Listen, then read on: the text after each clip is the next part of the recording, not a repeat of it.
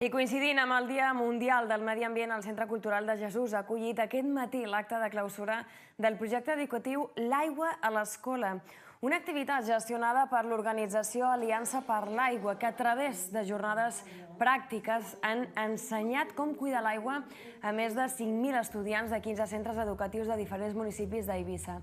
En l'acte s'han lliurat reconeixements de participació i també s'ha destacat que enguany el Col·legi La Nostra Senyora de Jesús ha guanyat en la modalitat de creació artística en el concurs Un mar de ciència, organitzat per la Universitat de les Illes Balears.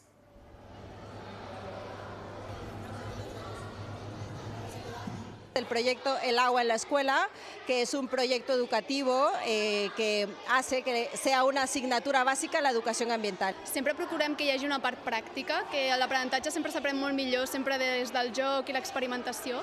Llavors tractem diferents temes, des del cicle de l'aigua, el cicle integral de l'aigua, i fem experiments sobre una maqueta d'aqüífer, experiments a construir un pluviòmetre per saber també la pluviometria, des de també escape rooms del patrimoni hídric, ¿no? Per conèixer una mica antigament com funcionava l'aigua a Eivissa.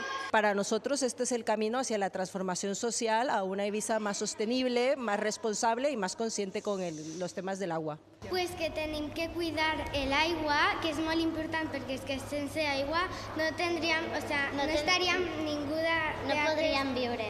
I que és molt important i que hi ha molt poqueta aigua a tot el món i tenim que cuidar-la.